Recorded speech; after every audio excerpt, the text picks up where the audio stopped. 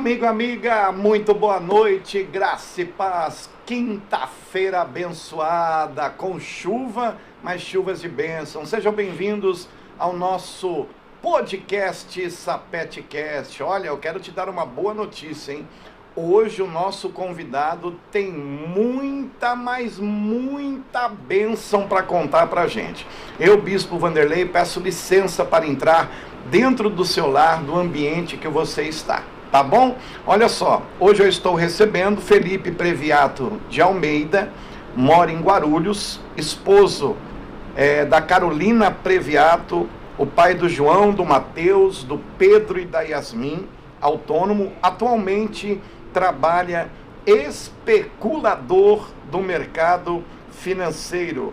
Trader, hoje eu estou recebendo aqui Felipe Previato. Felipão, seja bem-vindo, meu irmão. Obrigado, Bispo, muito obrigado mesmo pela oportunidade de estar aqui, de poder estar falando com os nossos irmãos, com pessoas abençoadas, que hoje vão saber um pouco da minha história, saber um pouco da minha trajetória. Muito obrigado pelo convite, Bispo. O prazer é todo meu. Felipe, deixa eu te começar aqui, eu achei uma coisa muito interessante aqui, especulador do mercado financeiro, trader. Explica isso pra gente aqui, né? Pra quem nos acompanha, para compreender o que é trader. O que é o trader? Vamos lá. Trader é uma coisa não muito complexa, muito diferente do que as pessoas até pensam que seja, mas o especulador no mercado financeiro, eu em especial trabalho com criptomoedas.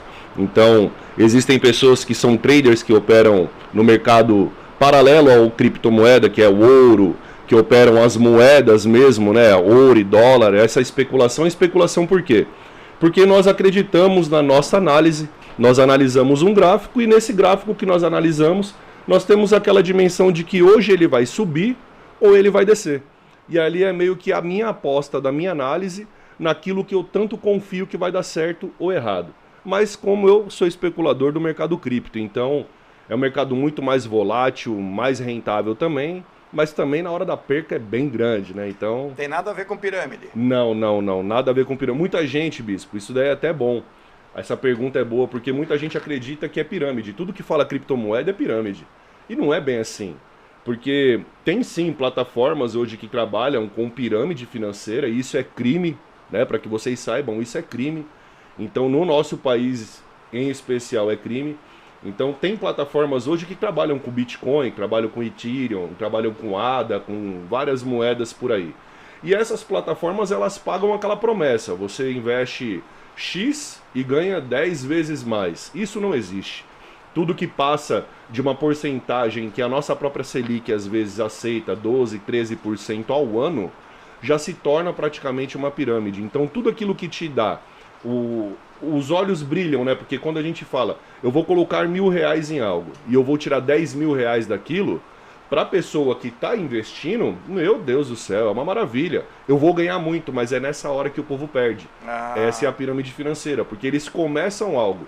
Quem vai ganhar? Só quem está no topo. A base é o que vai alimentar o topo.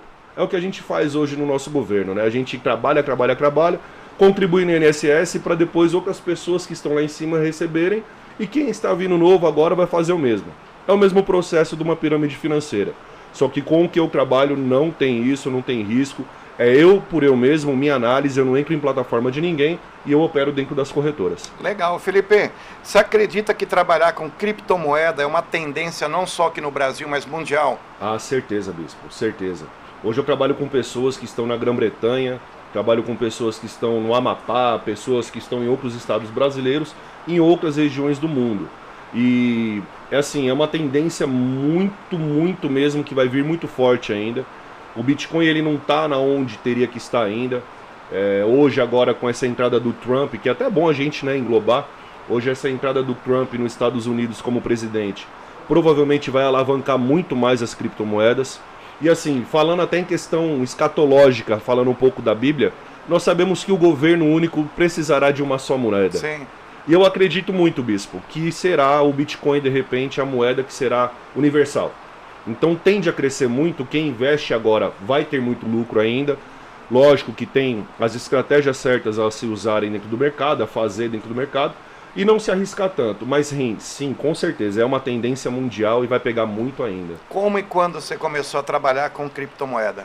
Bispo, eu comecei em 2019. 2018 para 2019, eu tive uma oportunidade. Eu coloquei uma quantia irrisória dentro de uma corretora que me comentaram uma vez. Eu fiz uma reunião, participei de uma reunião e me falaram sobre criptomoedas. E na época o Bitcoin estava muito barato, só que eu não tinha capital para poder entrar no mercado como outras pessoas entram com tudo. E ali eu coloquei uma quantia pouca dentro do mercado e passado alguns meses, por incrível que pareça, aquela quantia pouca já tinha uma quantia bem elevada. Olha aí. Assim, coisa de 20, 30, 40 vezes mais do que eu tinha colocado. E o meu olho brilhou. Eu tinha algumas parcelas para pagar junto com a minha esposa de um compromisso que nós tínhamos. E eu falei, mulher, vamos colocar o nosso dinheiro todo, deixa superfaturar, porque tá subindo, eu não manjava nada. E aí peguei um capitalzinho, graças a Deus ajudou muito a gente na época. E aí foi assim que eu acabei ingressando mesmo no mercado cripto. Legal. Foi por causa de uma aventura, meio que uma aventura, e deu certo, graças a Deus. Felipe, uma dica para quem quer iniciar ou está dando ali os primeiros passos, está começando, né, como trader, né, ingressando no mercado financeiro. Vamos lá. Analisar bem os projetos que tem. Eu vou falar em específico qual que eu trabalho, tá? Mercado criptoativo. Ele é bem rentável, mas você também perde muita grana, porque é investimento. Então você tem que saber que, como a gente fala, né, tem até uma piadinha, mercado de variação ele varia, né? O mercado variável ele varia. Então, tanto que você pode ganhar, quanto que você pode perder. Você tem que estar assumindo o risco. Jamais caia na pira de falar assim, eu vou colocar todo o meu dinheiro em algo. Porque uma coisa que eu aprendi, Bispo, nesse mercado. Se eu tenho uma cesta de ovos, eu tenho uma dúzia de ovos, se eu colocar todos os meus ovos dentro daquela cesta, e eu andando, tropeçar e cair, os meus 12 ovos cairão também. Sim. E eu vou perder tudo. Só que se eu tiver 12 ovos e for esperto ao ponto de colocar 3 ovos nessa cesta, ganhar alguma coisa com aquela cesta e colocar 3 ovos em outras cestas diferentes, automaticamente eu terei 4. Só que tem um porém, se eu cair com uma, restam 3. Reservado. Entendeu? Então você não faz essa loucura de colocar tudo que você tem, todo o capital, porque ele é um capital de risco. Você coloca para ganhar. Lógico que é o nosso maior sonho, colocar pouco e ganhar muito. Só que você corre o risco de perder tudo aquilo que você tem também. Então não faça isso. Analise bem o que o projeto está te oferecendo, o que o mercado tem a te oferecer. Sempre pegue projetos que estão em baixa, nunca compre projetos que estão em alta. Porque se você comprar na alta, você comprar no topo, você vai perder porque pessoas vão vender. Então sempre compre quando todos estiverem vendendo. Essa é a maior estratégia. Quando o gráfico está vermelho, é a hora que eu sorrio. Por incrível que pareça. Enquanto eu não vou fazer minha venda, eu compro. Mas aí quando estiver bem verdinho, bonitinho, é a hora de eu vender também, né? Então, esse é o mercado, irmão. Então não caia na pira de entrar com tudo, colocar tudo que você tem, não. Vai com pouco, com os pés no chão, sabendo que você não vai colocar suas contas de uma vez, porque tem pessoa que faz isso, quer colocar o dinheiro do aluguel, quer colocar o dinheiro das parcelas, tudo, igual eu fiz no começo, e não rola. Não rola. Eu sei porque eu passei por isso, de perder muita grana. Então, a pessoa se emociona, né? Nossa, e acha se que... empolga, se empolga. É isso, por isso que a pirâmide financeira dá certo, Bispo. Entendeu? Porque eles se iludem, a pessoa se ilude de colocar R$50 e tirar R$500 mil. E existe isso, é possível isso acontecer no mercado cripto.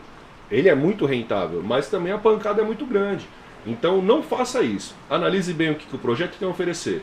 E compre quando está em baixa. Depois de um tempo, coloca dinheiro que você vai esquecer. Depois de um tempo, te garanto aí, depois de uns meses, a recompensa vem. Legal, fica a dica aí para quem está começando, né, Felipe? Sim. Felipe, vamos falar de obra social. Eu sei que você faz uma obra muito bonita, né? Poucos fazem. Sim. E quem faz, faz com amor. E eu tenho acompanhado essa obra que você e a sua esposa, né? Para quem não sabe, evangelista Felipe, a sua esposa, diaconisa Carol, eles fazem um trabalho muito bonito, né?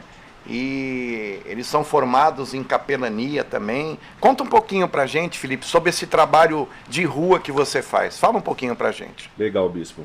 Olha, é interessante essa pergunta, né? Eu sou capelão oficial, né? Credenciado pela misericórdia do Senhor, né? Porque sem Deus a gente não é nada. Então, pela misericórdia do Senhor, eu consegui esse curso da capelania, veio assim do céu.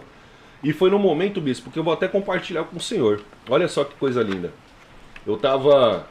Nós estávamos passando por um processo dentro da nossa igreja, né? Para que você saiba, eu sou aqui da comunidade evangélica Voz da Verdade, né? Congrego com ele, é meu bispo, né? O bispo Vanderlei Sapete.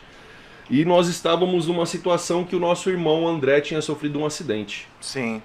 E precisava de pessoas para fazer visita, para estar indo lá, para dar uma força, para poder orar, para fazer algo. E eu me deparei com uma situação que eu não tinha capelania, eu não tinha uma credencial, eu não poderia ter acesso ao hospital. Até mesmo se passando, porque, né, irmãos, vamos mentir é pecado, né? Então, como que eu chegaria lá falando, ó, eu sou uma visita religiosa, sendo que eu não tenho nada que mostre pela lei que eu tenho acesso. Uma identificação. E aí aquela situação ardeu no meu peito. Eu fiquei muito chateado com aquela situação.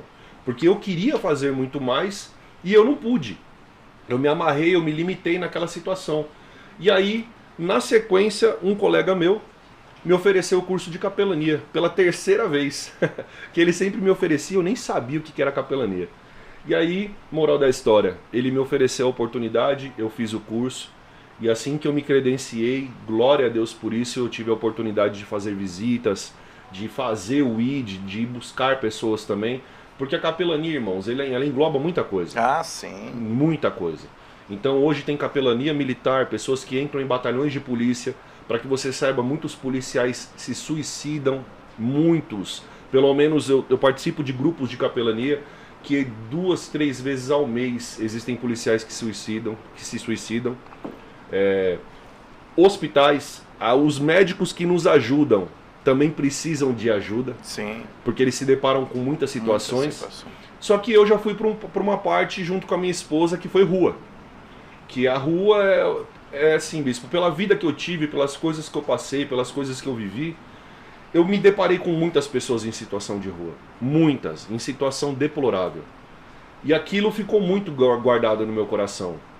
E essa questão de ajudar o próximo queimava muito no meu peito. E quando eu peguei a capelania, eu tive essa instrução que eu falei, não, eu vou fazer o ID.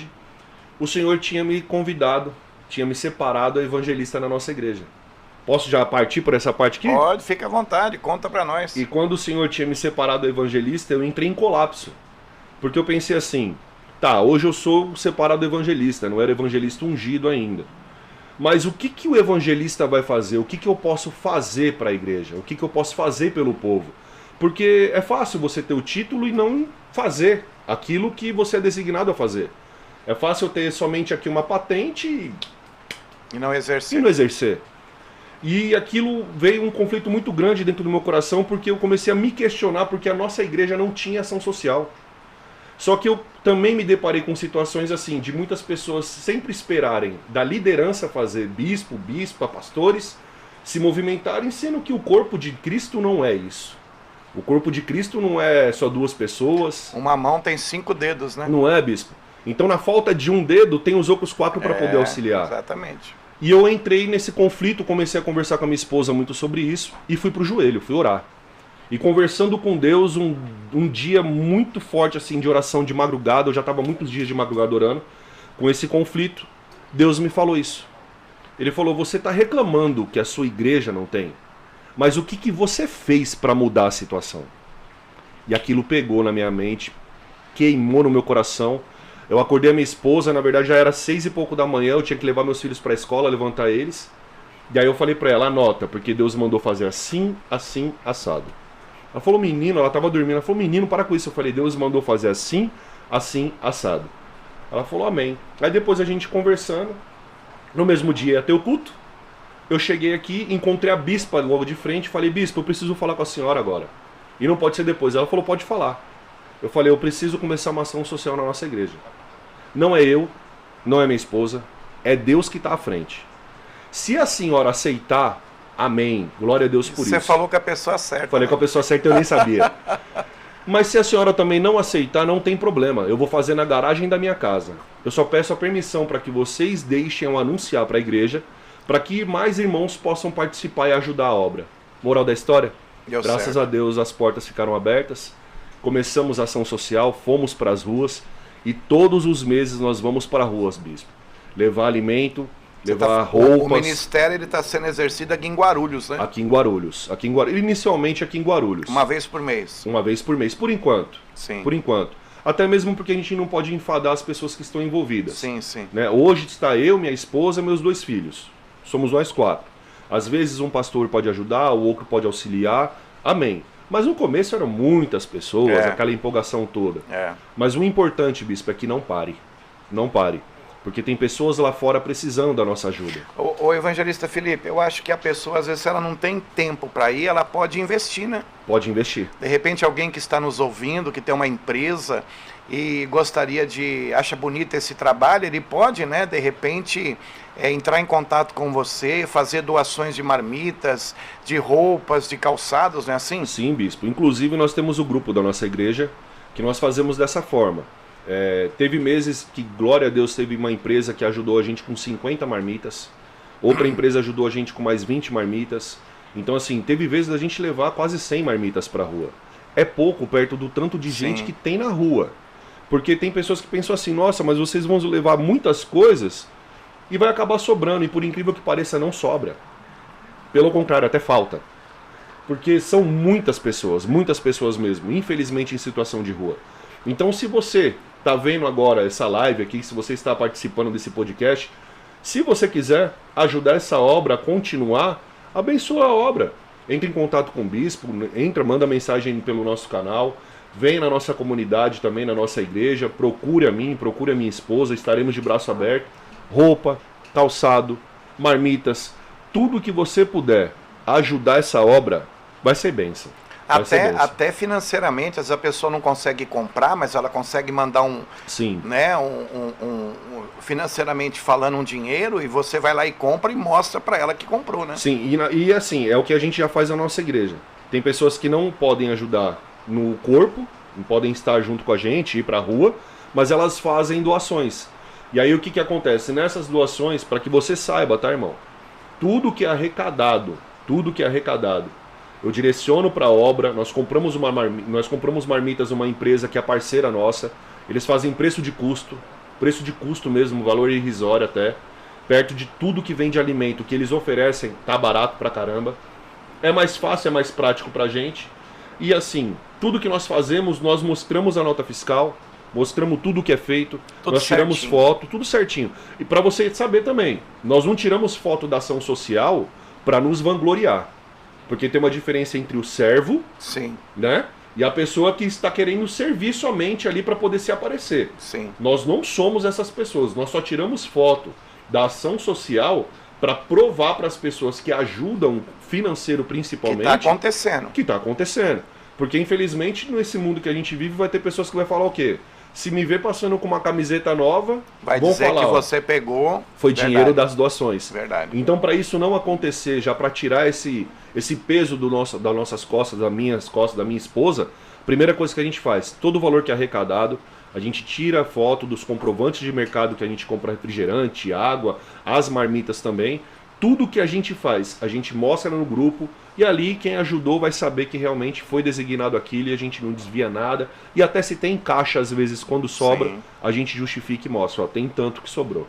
Mas legal, no final do programa, você vai deixar as redes sociais tudo para o pessoal, telefone, contato, quem quiser ajudar, quem quiser também conversar um pouquinho com você também. Legal. Né? Felipe, deixa eu te fazer uma pergunta. Dentre essas indas e vindas aí, em Guarulhos, fazendo esse trabalho, né? Esse ministério tão lindo aí, qual a experiência que te impactou, que te chamou a atenção nessa obra social nas ruas? O que foi que de repente, aquilo lá me fez eu chorar, fez eu me emocionar? Existe alguma coisa que te marcou? Bispo, são inúmeras. São inúmeras. Conta uma, pelo menos pra gente. Principalmente quando a gente vê criança junto com os pais na rua. Família inteira, sabe? Que pagavam aluguel, que tinham emprego.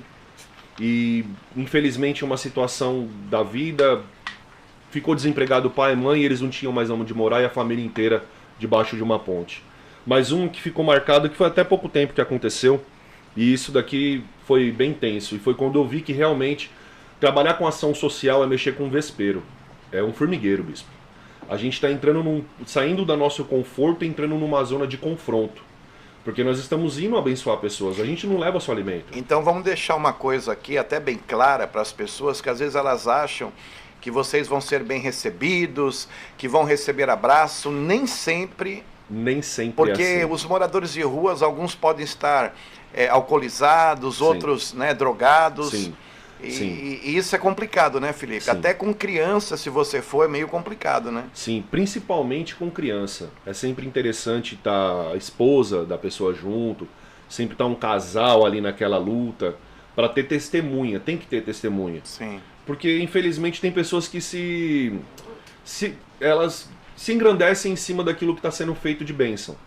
Então o que acontece? Teve situações de eu me deparar, uma vez, não foi nem nessa ação social, já foi em outra que eu já participei, de eu estar levando o alimento para pessoas, ali tinha um grupo de umas 20 e poucas pessoas, e na hora que a gente estava entregando praticamente assim, as últimas 10 marmitas, de corpo a corpo, conversando com a pessoa, dando um abraço na pessoa, uma dessas pessoas se levantou e veio me confrontar, veio de bico comigo assim e falou, cara, a gente não precisa de 1 grão de arroz seu. Olha aí. Eu falei, meu amigo, mas eu tô te ajudando, a gente tá fazendo uma obra aqui. Ele falou, pega suas marmitas e vai embora, vocês não precisam nem estar aqui. E aí, aquela coisa, a gente tem que ser mais maleável, porque a gente tá numa ação, a gente não tá querendo entrar em confronto com ninguém.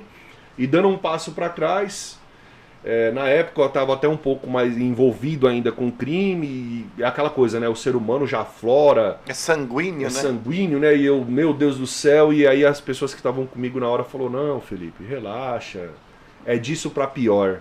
E aí foi quando eu fui mais aprendendo. Começou a entender, né? Comecei a entender, mas nessa ação social nossa, da nossa igreja, o que me marcou foi essa questão de saber assim que realmente existe um plano espiritual ativo a todo instante.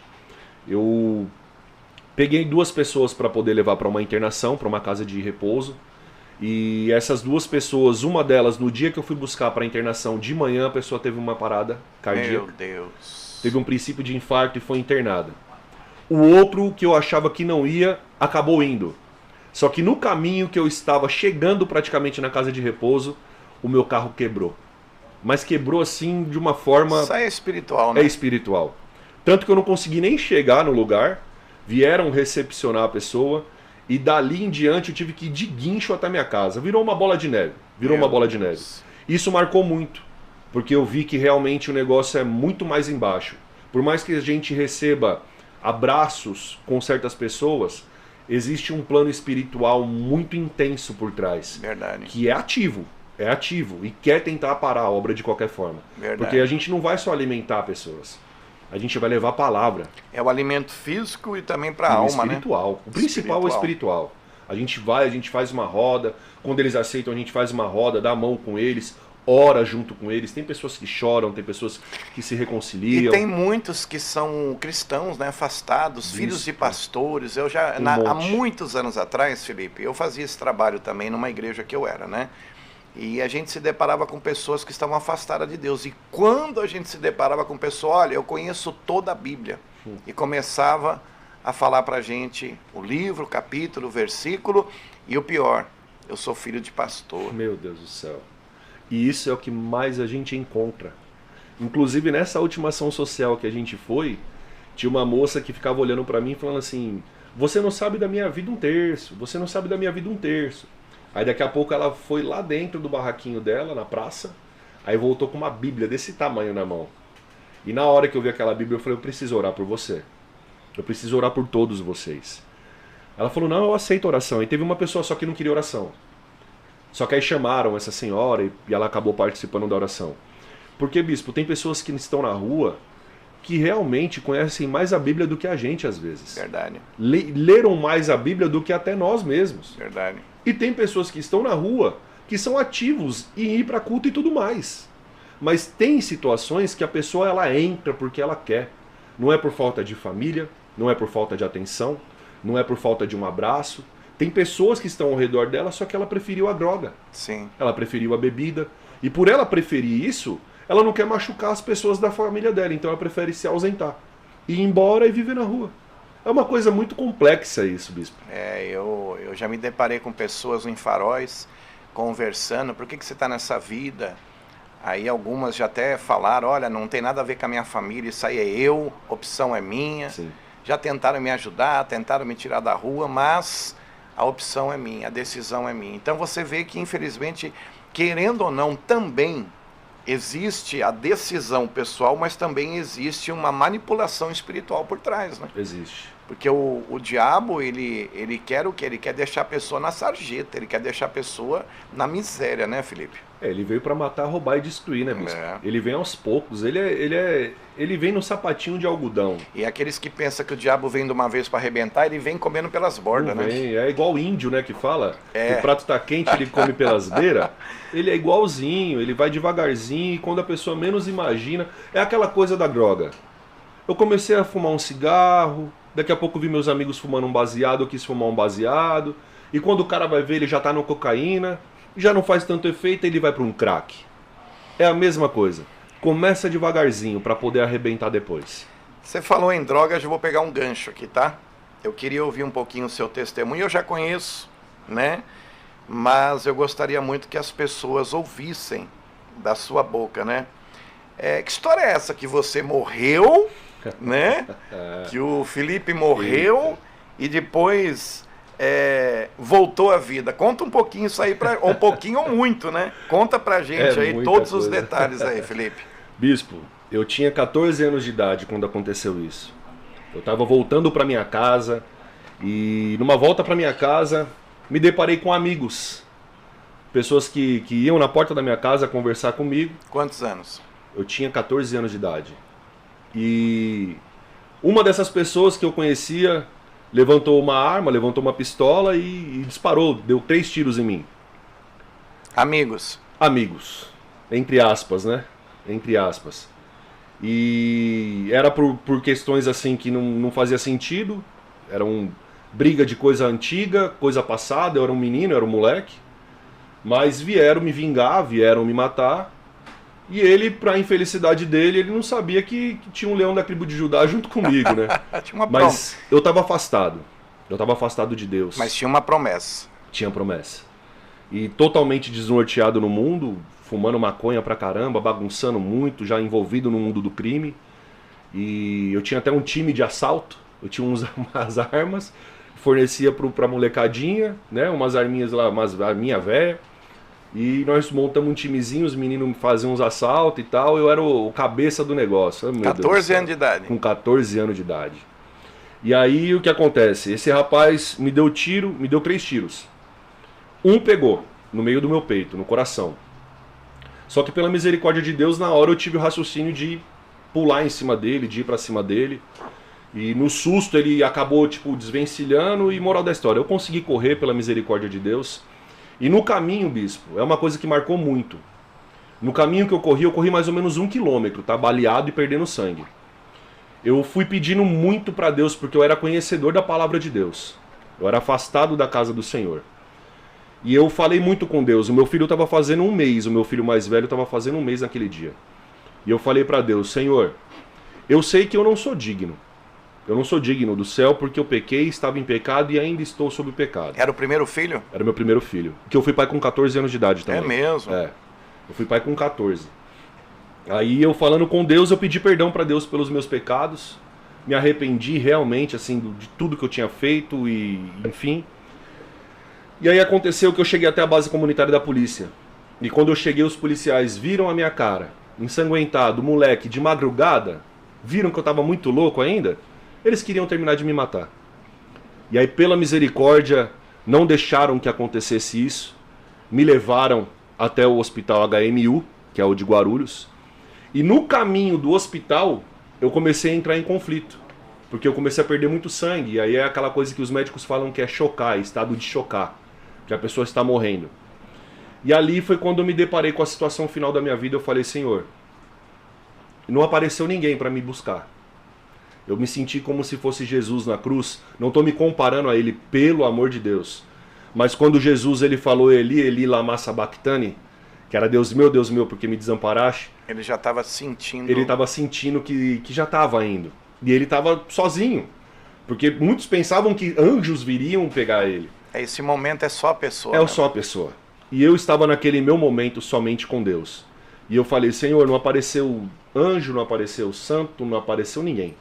Ninguém, nada aqui. Então eu estou indo. Mas eu espero que o Senhor me receba pelo menos no céu, me dê esse perdão. E eu morri. dentro da viatura da Polícia Militar. Foi dado como morto. Fui dado como morto. Eu cheguei no hospital como morto. Cheguei no hospital, eles falam que é chocando, né? Tem médicos que falam chocando e tem pessoas que vão falar que é o tal da experiência quase morte. Mas eu cheguei morto praticamente no hospital porque eu perdi muito sangue. Porque eu corri muito tempo perdendo sangue. E aí, dentro daquela situação que eu me deparei, eu morri dentro da viatura. E a morte, bispo, é uma coisa muito sutil. É diferente do que as pessoas até pensam. Igual o Ghost, o filme Ghost, que os demônios vêm buscar o cara lá, sabe? Não foi isso que aconteceu. Foi eu fechar o olho aqui e abrir o olho lá. Só que quando eu abri o olho, eu não estava onde eu queria. Eu estava no inferno. E isso não é mentira, não é balela, não é brincadeira o que eu vou falar para vocês. O inferno, ele existe. Ele existe e não foi feito para nós, seres humanos. Ele foi feito para Satanás e os seus demônios. Só que nós mesmos, procuramos viver no inferno. E, bispo, eu fui pro inferno, eu tive uma experiência mesmo assim, abominável aos olhos de quem vê. Eu me deparei com uma situação, eu estava num vale, uma ribanceira, e essa ribanceira, de lá do fundo dessa ribanceira, lá embaixo, onde eu não conseguia ver o que tinha, que era tudo escuro, tudo preto, eu ouvia muitos gritos. O senhor lembra de uma pregação que eu fiz há pouco tempo na nossa campanha mesmo do manto, que eu, no final da pregação, contou. Eu coloquei um vídeo. O vídeo, que era o áudio do inferno, era um pouco próximo daquilo, era mais tenso ainda. Então eu ouvi muitos gritos, muitas gargalhadas de demônios, pareciam demônios gargalhando e pessoas pedindo socorro e clamando pela vida. E aqueles áudios arrepiava todo mundo que estava na igreja, né? Nossa, foi tenso, foi bem impactante mesmo. E foi um pouco daquilo que eu ouvi, foi muito mais forte. E eu ouvi tudo aquilo. E quando eu estava andando neste caminho, nesse vale, que eu me deparei, eu caí em si que eu tinha morrido. Eu falei, putz, acabou, já era, não tem mais jeito. Eu não tenho mais como voltar. Eu não tinha como olhar para trás, eu só podia ir para frente. Sim. E eu só estava indo para onde? Pro fundo, que era onde estava acontecendo as dores, os gritos que eu estava ouvindo. E ali, quando eu comecei a pensar, eu falei, nossa, mas eu pedi perdão para Deus. Eu pedi que Ele me perdoasse. Mas eu acho que eu não tinha me arrependido de coração. Eu estava com medo de ir pro inferno. E foi para lá que Ele deixou eu ir. E dado um momento, que eu já estava na metade desse caminho quase, eu ouvi como se fosse um trovão, bispo. É uma coisa inacreditável, é difícil até de falar. Era um raio, ele rasgou em cima da minha cabeça. Ele atravessou naquele lugar todinho e abriu como se fosse uma fenda, bem na onde eu estava, em cima da minha cabeça. E quando abriu essa fenda, é como se viesse aquele clarão de lá de cima para baixo, e ele ocupou aquele espaço inteiro. Só que saiu uma voz de dentro desse buraco, dessa fenda. A voz de Deus. Irmãos, eu não vi Ele. Infelizmente eu não pude ver. Mas eu ouvi a voz de Deus. Que voz grossa. Que voz forte. É muito mais forte do que o maior trovão que o Senhor já ouviu na sua vida. É tremenda a voz de Deus. E Ele falou, volta. Só que quando ele falou volta, sabe aquele volta que faz o eco? Que faz assim, volta. A gente pensa que é só em filme, né? É só em filme, não foi em filme não, foi comigo. Eu vivi, não é mentira. Eu tenho as marcas do tiro. E na hora eu acordei. E quando eu revivi, porque ressuscitar só Jesus. Sim. Quando eu revivi na pedra, na mão do médico. E o médico deu até um salto para trás e, nossa, tipo... morreu, e o que tá acontecendo? Ele falou, tá tudo bem, eu falei, agora tá. E ele falou, você foi baleado, a gente viu que tem bala aqui, que perfurou, eu preciso ver o seu corpo. E aí na hora ele já começou a chamar as enfermeiras, vieram, me rasgaram, colocaram o dreno, porque pra eles eu tava morto. Ele só estava vasculhando o meu corpo pra saber o que tinha acontecido. E pela misericórdia de Deus, Ele me reviveu. E eu tô aqui pra contar essa história, que Deus me tirou de dentro do inferno. Olha aí, que pra que nunca mais eu voltasse lá, bispo. Que foi o que Deus foi me falar depois de anos. Eu te mostrei o inferno, que era pra você nunca mais voltar pra lá. Porque esse lugar não é pra você. Normalmente as pessoas que têm esse tipo de experiência, ela não volta pra trás. Não. Né? Porque só ela sabe como é o outro lado, né, Felipe? Só ela. E eu fui covarde com Deus. Eu fui muito covarde. Porque assim que Deus me reviveu, que eu fiquei no hospital por alguns dias, na metade desse período que eu estava internado, passou uma missionária de porta em porta, de quarto, procurando uma pessoa. E essa pessoa era eu. Eu não conhecia ela, ela não me conhecia. Ela estava passando no corredor, ela já tinha passado em vários quartos e não tinha visto quem era para falar. E ela foi até mim e falou: você sabe de onde eu te tirei, Deus falando. Você sabe o que eu fiz por você. A partir daqui é eu e você. É hora do conserto. Eu voltei para Cristo. Dentro do hospital. Meu Deus. Dentro do hospital, eu voltei. Mas eu continuei? Não. Eu fui covarde com Deus. Porque depois que eu saí do hospital, depois que eu estava muito bem, eu deixei Deus de lado.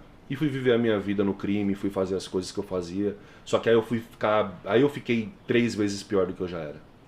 Eu me afundei de vez mesmo. O segundo estágio diz que é pior do que o primeiro, né? É pior. É como Deus dá uma corda, você não segura nela, porque eu sempre falo essa fase da corda. Tem quem está segurando a ponta da corda em cima, é que está bem. Quem está embaixo é que está ruim. Sim. Só que se um dos dois soltar, aí o negócio pega. Vai ruir. Vai ruir. E eu não sei nem se faz parte da pauta, né? Mas na sequência eu me afastei de Deus e fui viver a minha vida longe de Deus. E depois de alguns anos, muitos anos pra frente, por não querer ceder, por não querer estar com Deus e não querer abandonar a vida que eu tinha de promiscuidade, de bagunça, de tudo mais, eu não queria parar. Eu queria continuar. Eu estava no auge, eu estava muito bem. E então eu decidi assim, eu sabia da palavra, eu conhecia a palavra. Então eu fiz o quê? Se eu não posso servir a 2 deuses, eu só posso servir um. Se eu tô no mundo e eu não quero largar o mundo, parar com as coisas que eu faço, eu vou ceder ao diabo. E aí eu fui para dentro do espiritismo. Me envolvi com o espiritismo. Então, a grande verdade é que antes de você conhecer a Cristo, você servia a outros deuses, ocultismo, né? Na verdade, não. Na verdade, eu era afastado da igreja. Eu fiz ao contrário do que todo mundo faz. Você conhecia a palavra? Eu conhecia a palavra com 8 anos de idade. Você retrocedeu? Eu retrocedi. Eu conheci a palavra com 8 anos de idade. E através de um tio meu, da minha tia, do meu primo. E acabei me convertendo. Fui seguir muito tempo a doutrina cristã. Tive com Cristo por uns anos, de criança. E aí Deus começou a me usar com o ministério de pregação em tudo, quando eu era criança ainda. Comecei a tocar bateriazinha na igreja, né? Então ajudava meu pastor, dava uma assistência. E aí eu me afastei. Eu me afastei da presença de Deus, tanto que com 14 anos, quando eu tomei o tiro, eu tava envolvidaço, usava droga, bagunçava pra caramba. Mas fazia assim, pouco tempo que eu tava afastado da presença de Deus. Mas eu também, tipo assim, já fui de cabeça. E com 14 anos eu morri, revivi, continuei afastado dos caminhos, e aí eu fui pro candomblé. Fiquei 7 anos no candomblé. Totalmente diferente. Eu regressei. Mas o que era isso? Você acha que era uma mente de adolescente, vamos dizer assim, uma mente vazia? Não, eu vou fazer de pirraça, em vez de eu servir a Deus, eu vou servir a Mamon, vou servir ao... Aí que tá o negócio, meu. Aí é complexo, porque o que acontece? Eu não queria adorar a Deus, eu não queria parar com a minha vida. Tava muito bom pra mim, entendeu? Então assim, crime, biqueira, quem tá sujo, luxo, se suje mais, então. Entendeu? Então, o que eu tinha pra mim? Se eu não posso adorar a Deus, eu não posso servir a Deus, eu vou ter que servir alguém, eu preciso de proteção. Era o que eu tinha na minha mente. Eu precisava ser protegido. E aí eu cedi aos encantos. Aconteceu algo comigo, eu dei espaço para que acontecesse. Acabou que incorporei no meio da rua. Aconteceu um negócio comigo diferente. Fui mais a fundo, fui procurar saber o que estava acontecendo comigo. E quando eu fui ver, eu já estava dentro do candomblé, envolvido até o tutano, fazendo feitiço, participando de feitiço, já envolvido com Você tudo. Ficou quanto tempo no candomblé, Felipe? 7 anos. 7 anos? 7 anos. Deu para conhecer um pouquinho, né? Bastante. Bastante coisa eu conheci, bastante coisa eu aprendi. Assim, coisas que realmente a gente olha e fala, não é possível. E eu vi muita coisa acontecer. Eu cheguei a ponto de entrar em cemitério de noite, com pessoas incorporadas, entidades, né? Entidades incorporadas nas pessoas. Eu fui bem além. Eu fui bem além mesmo. Eu fui intenso. Em tudo que eu fiz na minha vida, eu fui muito intenso. Tanto pro bem quanto pro mal. Eu fui muito intenso em tudo que eu fiz. Legal. Fala pra gente um pouquinho esse negócio de balada. Você trabalhava com balada, né, Felipe? É, bispo. Eu fui pras baladas depois que eu parei com crime. Eu parei com crime, né? Como o senhor conhece a minha história, algumas pessoas conhecem, né? Um pouco da minha história, o meu envolvimento com o crime organizado, né? O meu envolvimento com o mundo, né? Com tudo que o mundo oferecia. Dado um momento da minha vida que eu decidi, e olha que incrível, foi quando a minha filha nasceu. Olha aí. Que eu parei com o crime. Já era meu quarto filho, né? A caçulinha veio. E aí eu tive na minha mente assim... Eu sempre fui muito chucro. Eu era muito chucro. Eu não posso falar que eu sou, porque Deus me transformou. Mas eu era muito chucro ao ponto de pensar assim... O menino, o homem, ele é feito pro mundo, ele vai se virar. Então eu tinha 3 moleques. Pra mim, os meninos iam crescer e ia se virar na vida. E quando eu tive a notícia que era uma menina que estava vindo, eu fiquei com medo. Eu fiquei com muito medo. Mudou minha mente. Porque eu pensava assim, um homem sem um pai do lado, ele se vira, porque eu cresci sem um pai. Então, assim, pai físico, paterno mesmo. Porque meu pai sempre esteve preso. Então, quando meu pai saiu da cadeia, eu já era grande. Eu já estava meninão de 11, 12 anos de idade. E aí, o que acontece? Quando eu tive a notícia da menina, eu entrei em colapso. Eu falei, meu Deus... Se eu não puxar o freio do que eu tô fazendo agora, a qualquer momento eu vou pra cadeia, que eu fui preso, já tinha sido preso. Falei, eu vou voltar pra cadeia ou vou morrer. Se eu morrer ou preso, eu vou estar ausente. Quem que vai cuidar da menina? Quem que vai dar uma atenção? Aí me veio aquele reflexo. Mas tem os outros 3 que dependem muito de mim também, porque um já estava grande. Você não teve irmãs? Não tive irmãos.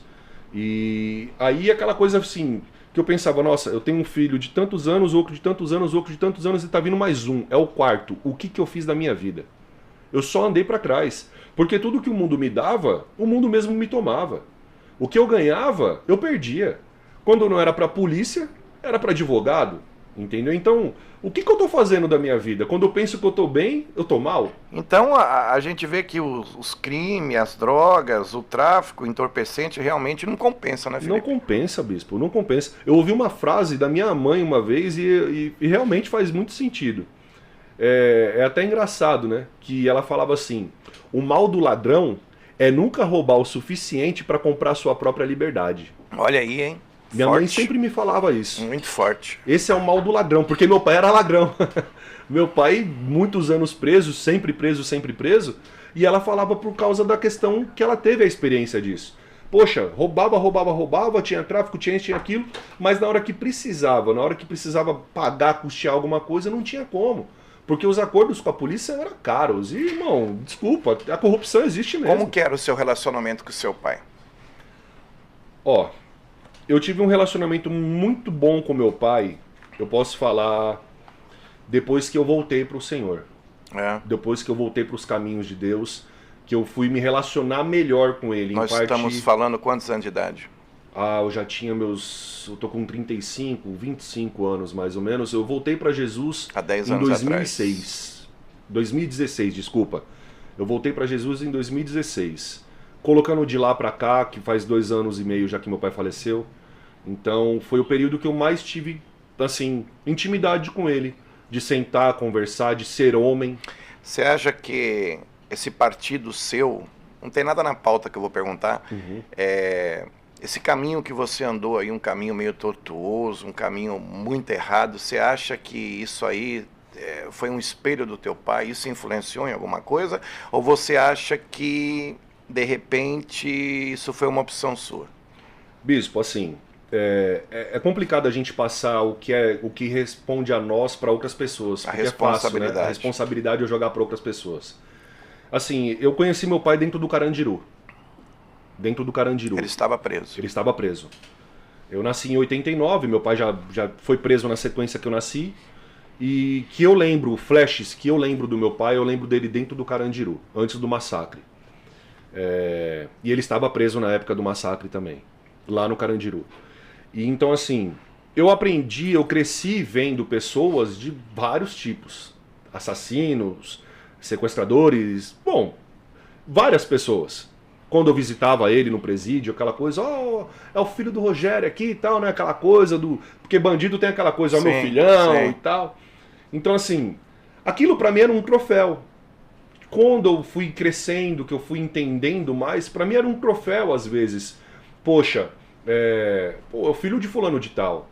Só que chegou um momento da minha vida que eu não queria mais ser o filho de fulano de tal. Eu queria ser eu o dono da minha história. Eu queria ser o dono da minha vida, da minha própria trajetória. Foi quando eu comecei a crescer na questão relacionada ao crime, para poder desvencilhar daquele homem que falavam, meu pai. Eu não queria ser chamado de filho do fulano de tal. Você tem um nome, né? Eu queria ser o fulano de tal. E quando o meu pai, né, saiu da cadeia, que minha mãe meio que, né, se juntou com ele, que eles moraram juntos, foi a pior experiência que eu tive na minha vida. Porque eu nunca tive o pai.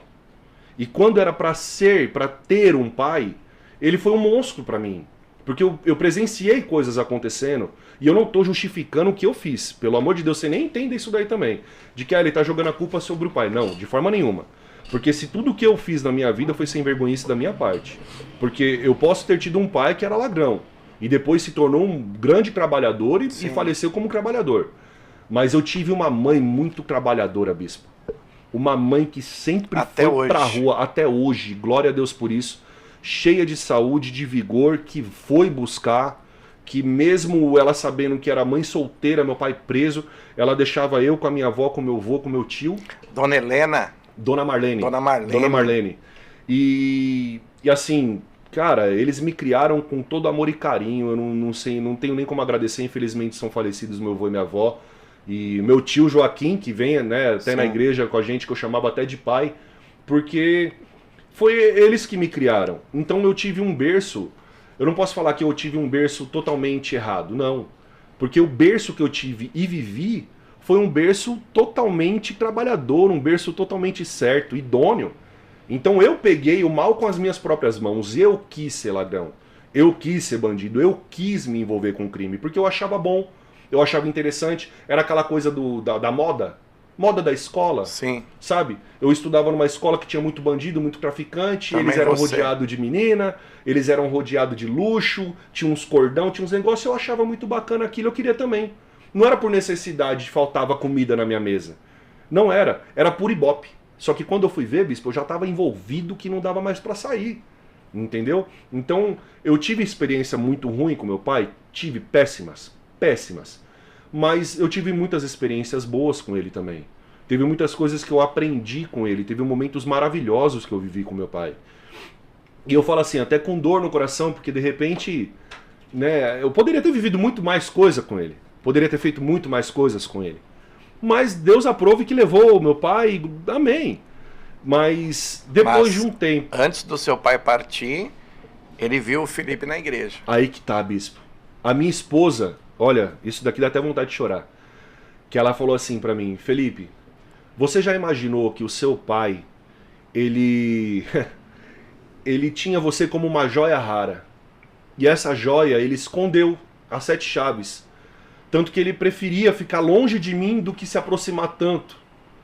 E uma coisa que o meu pai falou antes de falecer, poucos dias antes, pouco tempo antes.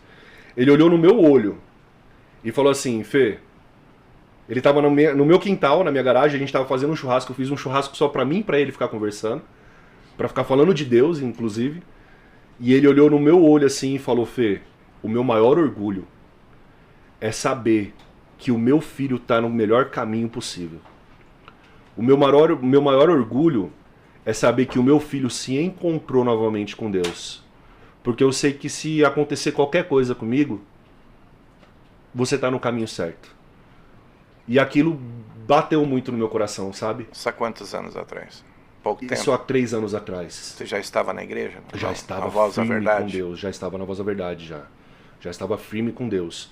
Ali pra mim foi assim, já estava com Jesus já, mas foi aquela coisa de falar assim, eu estou desconcertando o que implantaram na minha família. Porque o diabo ele tem aquela coisa hereditária, bispo.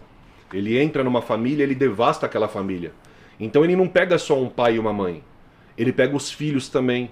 Porque ele sabe que os filhos também terão filhos. E assim aquela árvore genealógica... Ele quer acabar com as próximas gerações. Vai acabar com as próximas gerações. E eu tinha uma geração totalmente corrompida. Minha família, vamos colocar assim, tanto Almeida quanto Previato, ela estava totalmente desestruturada nessa questão. Porque não tinham pessoas que falassem de Jesus dentro da família, que pregassem a palavra. Então precisava ter um. É um que precisa. Deus, ele precisa de uma brecha. Então eu coloquei na minha mente que eu era quebra de Estado. Eu era quebra do mal hereditário da minha família. E quando eu decidi e acreditei nisso e vivi isso, foi quando deu start na vida até do meu pai. Que ele falou, poxa cara, você desconcertou aquilo que já tinham planejado pra você. Pensavam que eu ia ser só mais um bandido na família. Pensavam que eu ia ser só mais um. Só mais um. Era mais um traficante, era mais um cara que andava armado, era mais um sequestrador. Que ia ficar preso. Era mais um que ia ficar preso, porque eu sei que teve pessoas da minha família que falaram isso. É só mais um, ele é só um e ele não vai passar disso. Ele é isso e não muda. E não. E às vezes a gente espera, né, um apoio, vamos dizer assim, né, uma ajuda de quem está mais próximo e às vezes quem está mais próximo. Sim, sim. Assim, o mais próximo, bispo, não me atingia, porque sempre foi minha mãe. Eu digo Sempre mais próximo, familiares. Mas assim, familiares, né? Família, né? Parentes. Sim. Porque família mesmo é uma diferença muito grande de parentes, né? Sim. Então eu tive parentes que ao invés de apoiar, não davam apoio. Pelo contrário, se pudessem, nossa, precisariam de mim continuando no mundo fazendo coisa errada para poder ajudar.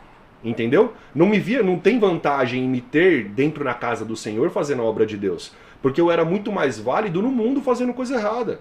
E eu sei que isso aconteceu e teve pessoas que já me comentou sobre isso. Mas não, eu vim para quebrar a estatística, para desconstruir mesmo essa situação, porque não é eu. A palavra de Deus não fala, Paulo disse, já não vivo mais eu, mas Cristo vive em mim, já não respondo nem mais pelos meus atos. É Deus que está comigo. Sim. Então, eu dei a volta. Eu dei a volta, vamos colocar assim a volta por cima. Eu estava do lixo às flores. Deus, ele me resgatou do lamaçal, da onde pessoas falavam, não tem mais jeito. Eu não achava que eu tinha mais jeito. Eu não achava mais que eu tinha solução. Eu mesmo não acreditava em mim mesmo. Só que a minha mãe sempre olhava para mim no olho com o olho por mim e falava assim, Felipe, a sua vida só vai mudar quando você voltar para os caminhos do Senhor. Ela me falava isso periodicamente.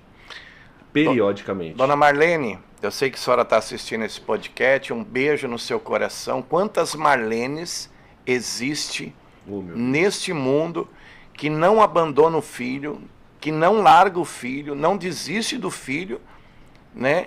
E eu acredito que a Dona Marlene também, ela frequenta a nossa igreja. Eu acredito que é muito gratificante para ela ver você hoje não com uma arma na mão, oh, meu Deus, não usando drogas, mas com o microfone na mão e com uma Bíblia também pregando a palavra, né, O senhor falou exatamente o que meu pai falou para mim uma vez. Foi exatamente isso. O orgulho era não estar mais segurando um revólver, não fazendo mais o mal, mas fazendo o bem. E assim, independente de pessoas, né, parentes, parentela, alguns julgaram para o mal. Eu tive parentela muito boa também. Tenho parentela muito boa. Não estou generalizando a minha família, pelo amor de Deus. Porque a gente pode falar assim, Mas não existe família perfeita, né, Felipe? Não existe familiares perfeitos. Inclusive, foi até quer ver, o meu primo Marco Assunção, o pastor, eu me batizei junto com ele. Numa vez que ele me convidou a ir para a igreja e eu me batizei no culto que eu fui. Que foi até na Renascer em Cristo que eu me batizei. Então assim, para você ver, não são todos. Tem pessoas que te puxam para Deus, sim, que te levam para Deus. E tem uns que não, que te jogam as graças. Abandonam, né? Então assim, não tô falando que eu fui abandonado por parente, porque com certeza tem pessoas aí da minha família assistindo, né? Mas eu não tô falando que eu fui abandonado por todos, não, pelo amor de Deus. É que a grande mas, verdade... em momentos, né, que a gente precisava mais. É que a grande verdade, às vezes as pessoas, elas duvidam que vai ter uma transformação. Não fazem nem por mal, Felipe. É isso mesmo. Né? Às vezes elas falam assim, não, esse aí, o final vai ser igual o pai, o final vai estar preso, o final ou é cemitério, mas aí entra Jesus em cena e mostra que ele pode mudar até mesmo uma perspectiva negativa de uns familiares, né? Sim, para destruir as estatísticas mesmo, bispo. É mais um, era mais um. Eu era mais um, eu era o improvável, eu era a pessoa que jamais estaria com o microfone na mão pregando a palavra de Deus novamente, porque eu já pregava de menino quando era pequeno, né? Então, para quem estava me vendo na situação que eu vivia, no candomblé, no crime, fazendo tudo que eu fazia, ixi, de jeito nenhum eu voltaria para Cristo. De jeito nenhum. Tanto que até a pergunta que o senhor me fez referente à balada, quando eu parei com o crime, a primeira coisa que eu pensei, dinheiro rápido e fácil. Eu preciso movimentar dinheiro. Sim. Eu parei com o crime, mas não tinha voltado para Deus. Eu só tinha parado com o crime. Tanto que eu prometi para minha esposa. E vou te falar, bispo, olha, eu sei que o senhor tem a sua esposa, né, que é bênção na sua vida, que também eu acredito que abaixo de Deus, se não fosse ela na sua vida, o senhor não estaria onde está hoje. Porque nós somos espelhos da nossa mulher. Sim, eu acredito nisso. Sim. Sabe? O homem sem a mulher não vai. Não vai. Não tem como. E a minha esposa, ela guerreou muito do meu lado. Ela sofreu demais comigo. Sofreu demais. Coisas que ela não merecia ter passado. E infelizmente eu fiz ela passar, porque era a vida que eu tinha, a vida que eu levava. Então, ela esteve do meu lado em todos os momentos. Tanto no bom quanto no ruim. Só que quando mais doía, onde mais me machucava, ela estava do meu lado. Então antes dela ser minha esposa, ela foi muito minha parceira, muito minha amiga. Muito minha amiga. E ela guerreou muito por mim. Tanto que quando eu voltei para a casa do Senhor, ela era afastada de Deus também, a Carolina, a diaconisa Carol. Ela era afastada da presença. A mãe dela vinha para a igreja, a Estela, a Sossó, a minha Sossó. Ela vinha para a comunidade evangélica Voz da Verdade, ela vinha para a nossa igreja. E ela sempre fazia convites. A Sossó é a sogra dele, tá, gente? É, a Sossó, a minha Sossó, né, a Estela. Ela sempre fazia convite pra gente vir pro culto. E eu sempre aquela coisa, tô indo pra Macumba, vou ir pra igreja. Que papo é esse? Onde já se viu isso? Vou lá pra ficar endemoniado. E eu sempre me esquivando. E um dia eu cheguei pra minha esposa e falei, mulher, é o seguinte, eu vou parar com o crime. Porque ela me deu um checkmate, ela tava grávida, ela barrigudona, virou pra mim e falou, Felipe, é o seguinte... Era menina? Era menina, a Yasmin. Ela falou, Felipe, com você eu já tenho um, que era o Pedro Henrique. Com você eu já tenho um, eu já tinha 2 fora, né? Que veio antes do meu relacionamento com ela. Então assim, eu já tenho um. O João e o Mateus, né? O João e o Mateus. Quando o Pedro nasceu, eu tava de ponta cabeça na minha vida. Quando veio a Yasmin, ela me deu um checkmate. Ela falou, cara, é o seguinte, tá na hora de você virar homem. Ou você decide o que você quer pra sua vida e assume logo, assume logo ser homem de verdade do lado da sua família, ou você rala peito, vai embora e nunca mais aparece na minha vida. Eu ia perder a negona, tamanho daquela mulher, a coisa mais linda. Meu Deus do céu, eu falei, não, eu preciso me consertar. E aí eu prometi pra ela, bispo, eu falei, eu vou parar com o crime. Eu tinha eu vou falar escancaradamente, né? Eu tinha um assalto pra fazer, já estava planejado há um tempo. E eu falei pra ela, eu vou fazer. É o meu último, prometo. Se der certo, bem. Se não der, é cadeia ou cemitério. Mas eu prometo pra você que eu vou fazer e eu vou parar a partir de agora. Fiz. Não foi o que eu esperava, enfim. Foi o dinheiro que eu captei pra poder começar com eventos. Porque eu já era envolvido com balada. Aí entrou a balada. Já entrou a balada, porque eu já era envolvido com balada, eu tinha muito contato com donos de eventos em Guarulhos. Então já tinha muito acesso, eu não pagava pra entrar nas baladas. Às vezes bebia até de graça, eu sempre tive certas mordomias por causa da vida que eu tinha. Sim. Então foi uma porta aberta pra mim, né? Aquela coisa do luxo. Então, a partir desse momento eu comecei a me envolver com baladas e ali fiquei anos trabalhando com eventos. Anos. Até voltar pra Jesus. E dentro da balada eu vi muita coisa acontecer, muitas situações acontecendo. Conta uma pra nós aí, Felipe. Uma que te marcou. Eu vou te falar uma que foi, assim, muito, muito forte. Sequestro dentro da balada. É mesmo? É. Sequestro dentro do evento. Porque, assim, os eventos que eu participava eram eventos que o crime organizado ele sempre está envolvido, né, em muitas coisas. E eles têm acesso, né? Tem muito acesso. Não tem como. É um sistema que não tem como a gente bater de frente. É algo que é só joelho no chão mesmo e oração. Porque em parte carnal a gente não consegue mudar. Não consegue. Então, Eu vi situações acontecendo assim na balada de facções rivais se encontrarem dentro de evento e nessas facções rivais ter que ter o sequestro e você não poder fazer nada, porque você faz parte também. Então eu estava envolvido direto e indiretamente, já tinha parado com o crime, mas era conhecedor do crime, então você não pode se rebelar contra. Sim. Então ficava assim meio de canto, observando e deixava o negócio acontecer, mas eu vi muita situação feia acontecendo, bispo, muita situação feia acontecendo. A noite não é brincadeira, balada não é brincadeira. É a pessoa que é aventureira aí, que fala, vou fazer ventinho pra ganhar dinheiro. Sai e não sabe se volta, né? Não sabe se volta. E hoje em dia, infelizmente, o que mais acontece é não voltar. É não voltar. Porque é o que o diabo quer. É o prato que Satanás te oferece. Aquilo ali, ó, balada, bebida, droga, né, aquela vida promíscua, aquela bagunça toda, quem vai querer parar? Não vai. E esse pessoal que curtia com você, Felipe, você tem notícia deles? Sabe de Bispo, alguns? cheguei a encontrar bastante. Cheguei a encontrar alguns depois de um tempo. Teve alguns que quando me viram quase caíram pra trás. Não acreditaram? Não acreditaram porque falaram que eu tinha morrido. Quando eu voltei pra Cristo, eu parei com o evento. Eu parei com o evento total. E eu fui pra Uber.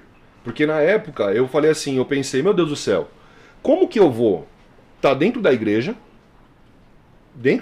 glorificando a Deus e levando o povo pra balada? Eu não tenho como fazer isso. Eu falo de Deus pra um e levo o outro pro inferno. Então eu dei meio que um checkmate em Deus, né? Não falando diretamente com ele dessa forma, mas falei, Senhor, se é pro Senhor trabalhar na minha vida e eu permito que isso aconteça, eu vou entrar de cabeça. Ao ponto de não mais viver a vida que eu vivia. Se o Senhor está na minha vida, eu entrego todos os meus caminhos para o Senhor e a partir desse momento o que eu for fazer vai ser condução sua. Porque eu não tinha mais como sobreviver. Eu dependia da balada, eu dependia do dinheiro que eu ganhava com o evento. Entendeu? Embora fosse pouco, depois de um tempo que eu comecei a prestar serviço para outras baladas, já não era mais eu mesmo fazendo diretamente, mas eu precisava daquela grana. E aí eu falei, Deus, a partir desse momento eu vou deixar de lado. E quando eu deixei de lado, eu realmente abandonei assim ao ponto de nunca nem mais ir para uma balada, para curtir sequer. E aí quando as pessoas me encontraram depois de um tempo, 1, 2 anos, que elas viam no meu Facebook, eu falando de Jesus, essas coisas, o pessoal falava, não é você.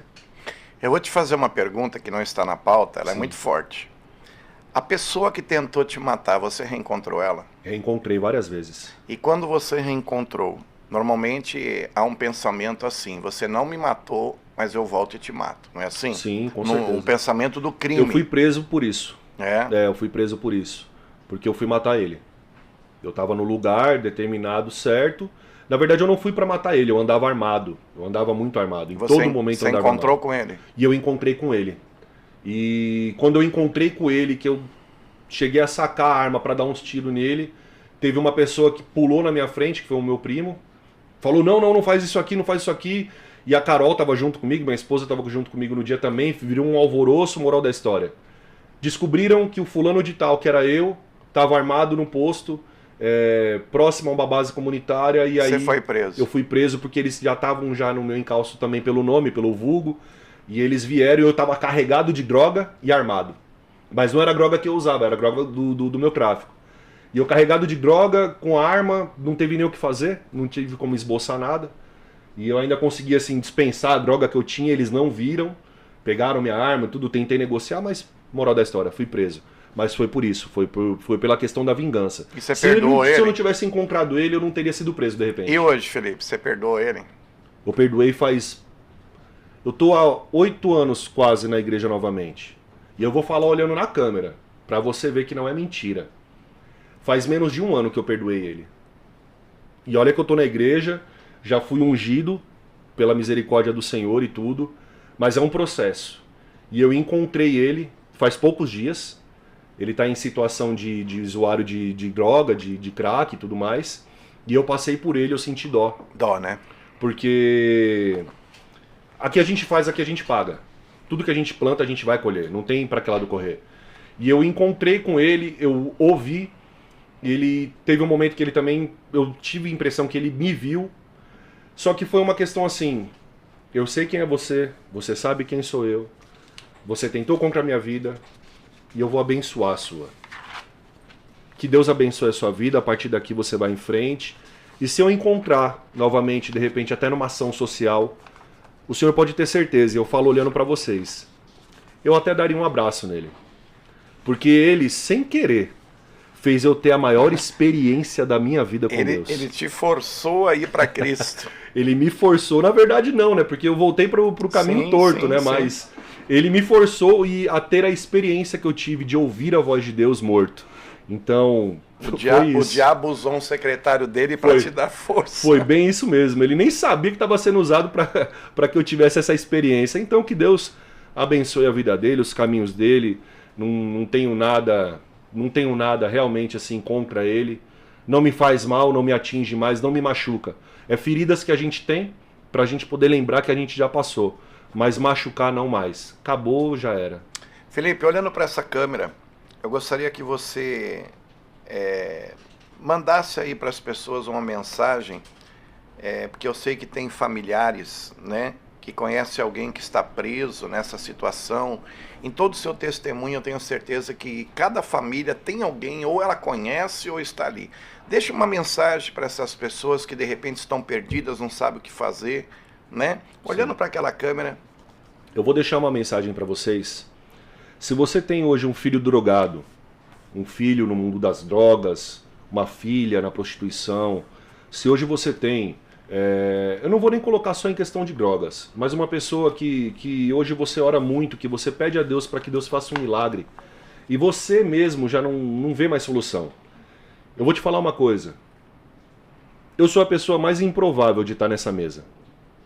Eu sou a pessoa que, de repente, aos olhos de muitos que estão aí me vendo agora, não estaria aqui jamais falando de Jesus. Eu sou a pessoa que muitos desacreditaram, que muitos não acreditavam que teria mais solução, que teria uma continuação, ou enfim. Então não desista. Não desista do seu sonho. Não desista da sua intercessão. Não desista dessa pessoa. Porque aonde a gente menos imagina é onde Deus faz florescer. Porque Deus, ele não vai pegar pessoas fáceis de lidar. Deus, ele não vai trabalhar com pessoas fáceis, pessoas que são abertas a tudo, abertas a Ele. Deus, ele vai desconcertar aquelas pessoas que estão cheias de si, pessoas que se garantem muito, que se sentem seu próprio Deus. Então, essa pessoa que você tanto pede a Deus, essa pessoa que você tanto tem lutado por ela, não desista dela. Não desista. Se você tem de repente o seu esposo, que você luta tanto por ele, não pare de orar por ele. Porque a minha esposa orou por mim. A intercessão da minha sogra, a intercessão da minha mãe me fez estar na casa do Senhor. Então não desista. De forma nenhuma. Não dê as costas para os seus, parente ou família. Não dê as costas. Porque hoje eu estou aqui, mas eu estou aqui porque Deus me colocou para poder abençoar pessoas também.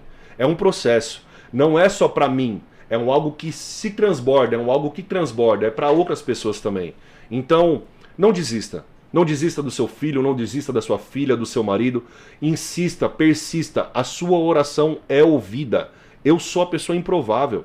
Eu estou aqui, eu morri. Pela misericórdia de Deus, eu revivi, me afastei, fui para o candomblé, fui para o espiritismo, conheci coisas que eu não devia ter conhecido, mas também eram necessárias para eu poder viver. E hoje eu estou aqui para poder falar de Deus.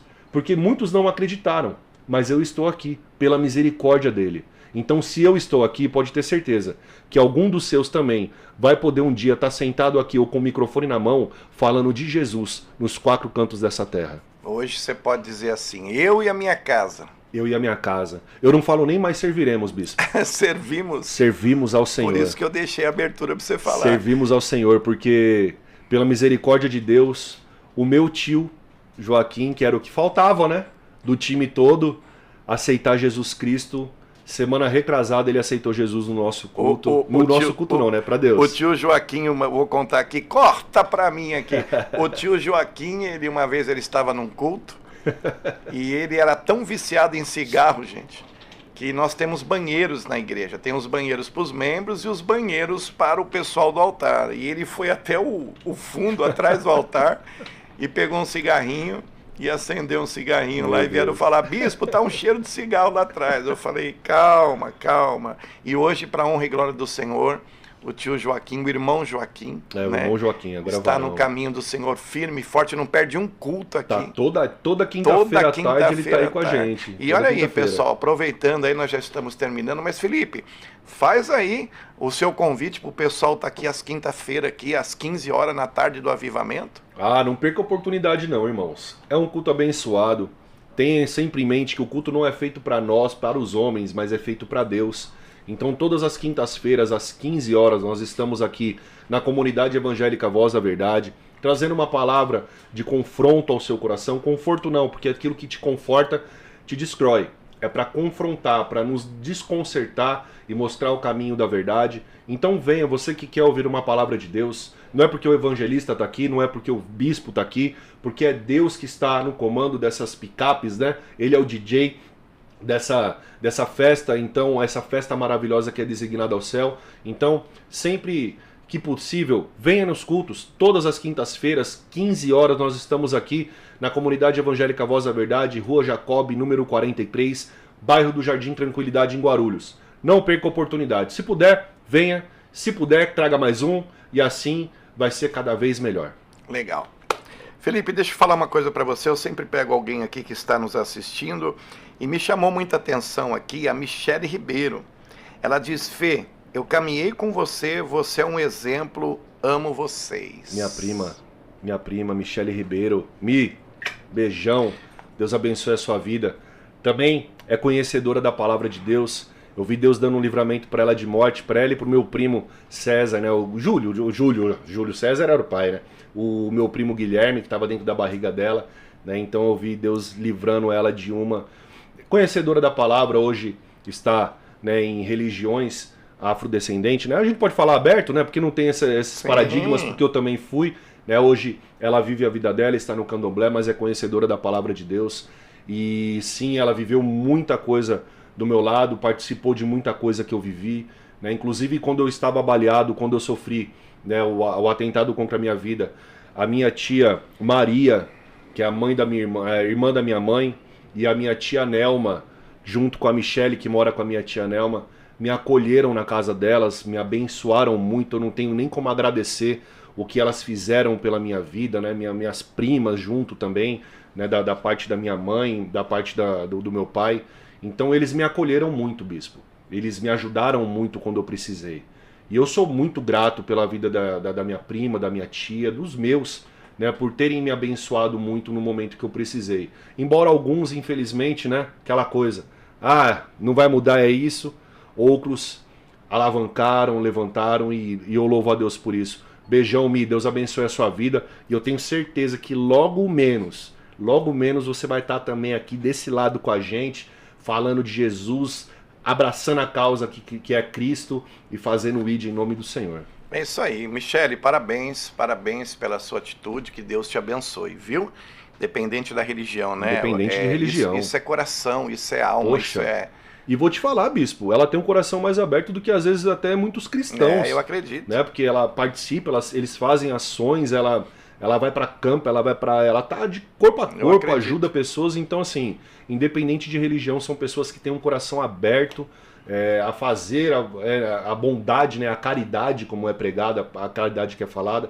Então, independente de religião e até placas de igreja, porque placa, se ela fosse importante, ela não ficava lá do lado de fora, né? Ficava lá dentro. Ela ficava do lado de dentro. Então, placa, denominação não vai levar a gente a lugar nenhum.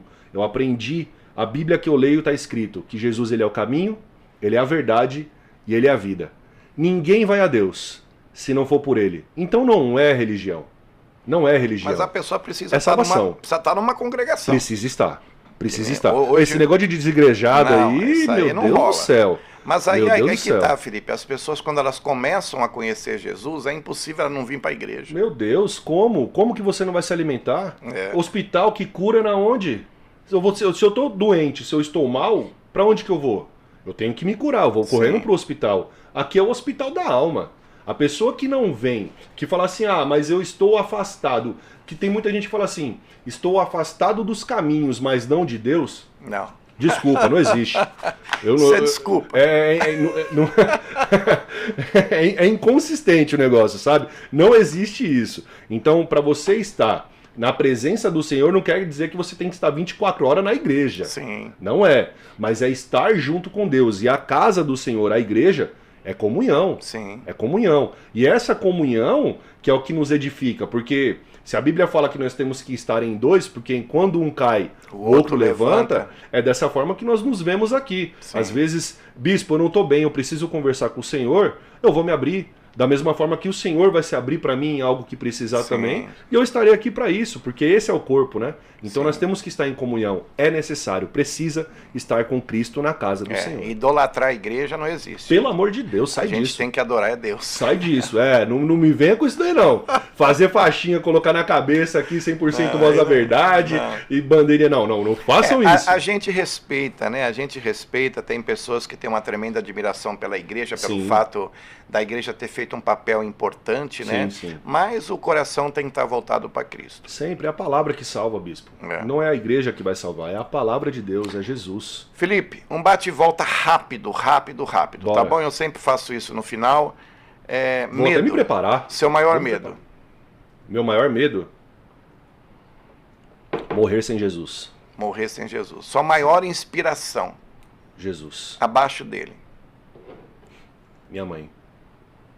Seu sonho? Ser para os meus filhos o que a minha mãe foi para mim. Esse é o meu maior sonho. Ser no mínimo igual ao que minha mãe foi na minha vida. Para os meus filhos. Time que você torce. Pegou, né? Engasgou? Time que você torce. Santista. Sou Santista. Amém. Não sou fanático não, né? Só para falar que tem time. Time mesmo, se for para falar, bota fogo no diabo. Bota fogo no diabo. Mas eu sou Santista. Felipe, quero deixar para você aqui uma lembrança desse dia. Olha aí, tá bom? Rapaz. Quando você for tomar ali o seu chocolate quente, você vou vai levar lembrar. Pra minha esposa maravilhosa, Carolina. Não, mentira, é meu, viu? Sai de perto. Olha aí, que coisa linda. Felipão, obrigado pelo bate-papo. Eu que agradeço. Se alguém quiser ajudar, e eu tenho certeza que vai aparecer pessoas para ajudar, essa ação social de rua que você trabalha junto com a tua esposa, né? Deixando bem claro a todos que estão nos ouvindo que a comunidade evangélica Voz da Verdade apoia e ora nesse trabalho, tá, pessoal? Mas bispo, eu nunca vi no site da igreja, eu nunca vi fotos, mas a gente não tá para aparecer.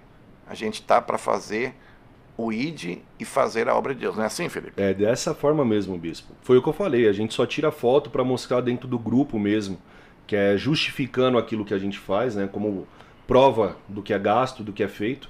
Então, tudo direcionado e designado à obra, né? Então é a única forma da gente tirar foto que é a justificativa mesmo. Do mais, o que eu peço para vocês? Se você puder, pode procurar o bispo. Vocês que têm o contato dele, que geralmente vocês colocam nas telas, né? Pode entrar em contato com ele. Ele passa o meu contato direto, se for o caso. Né? Nós estamos aqui, o nosso projeto se chama Voz Ativa. Tá? Voz por causa da voz da verdade. E a voz ativa porque nós estamos em ação, indo para a rua, indo buscar, indo fazer o ID. Então o nosso projeto é a Voz Ativa. Procure o Bispo Vanderlei. Pode me procurar também na nossa comunidade evangélica Voz da Verdade, na nossa igreja. Tem também o meu Facebook, que inclusive eu queria até mudar o nome do meu Facebook, porque eu não sou mais o Fel. Eu nem gosto mais desse apelido, mas o Facebook não me permite trocar o nome. Então ficou Fel Almeida, né? Se você quiser, pode entrar no meu perfil do Facebook aí, Fel Almeida. Ou se não, no Instagram me procurar lá como Felipe _ Previato, tá bom? Que eu vou estar lá para te responder. Tem algum telefone para contato? Tem sim, tem um telefone. Se você quiser anotar aí também, é o 11 96133 7759, tá bom? 96133 7759. Pode entrar em contato no WhatsApp ou até ligação também. Se for relacionado à obra, se for relacionado à ação social, será muito bem-vindo, porque eu tenho certeza que aquilo que você faz de coração, Deus ele te dá em dobro, tá bom? Tudo que você faz sem barganha, Deus ele te restitui. Amém. Eu conversei aqui com Felipe Previato de Almeida, o esposo da Carolina Previato, pai do João, do Mateus, do Pedro e da Yasmin. Meus ouros. Atualmente trabalha especulador do mercado financeiro, trader. Né? conversei com um evangelista, um homem de Deus, uma família de Deus. Felipe, obrigado de coração. Bispo, eu que agradeço muito mesmo pelo convite. Saiu o primeiro, né? Eu fui o primeiro da igreja, tirando o senhor, né? É, o primeiro. Poxa vida, que honra, caramba, muito obrigado mesmo. Brigadão, fico lisonjeado pela oportunidade, tá? Deixar um abraço, posso mandar um beijão aqui, né? Opa, fica à vontade. Minha esposa maravilhosa e amada, Carolina, diaconisa Carol, que Deus abençoe. Meus filhos, João, Mateus, Yasmin, Pedro Henrique, né? Meu time seleto, minha mãe aí, meu tio também. Bom, enfim, minhas primas, né, que estão aí, minhas tias também. Pastor que Marco. Deus abençoe. O Marco, Pastor né? Marco Assunção tá aí também. Um grande ele abraço. tá aí também? Um grande abraço, Ô, pastor. Marcão, Deus abençoe a sua vida, viu, Marcão? A Fabi também, a tia Neuza. Deus abençoe muito. Deixar um abração para vocês, a todo esse time que está aqui envolvido. Muito obrigado pela oportunidade. Pastor Marco foi uma benção aqui na igreja. Saudade do senhor, viu? Não abandona nós, não. Que Deus abençoe o senhor. Vem dar uns glória aí. Deus abençoe a pastora também. Deus abençoe a sua família, viu, meu pastor?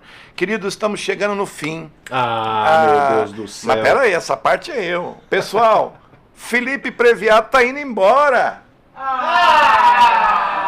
Mas ele volta. Palmas para... É desse jeito. Que Deus abençoe. Felipe, eu sempre termino orando pelo convidado.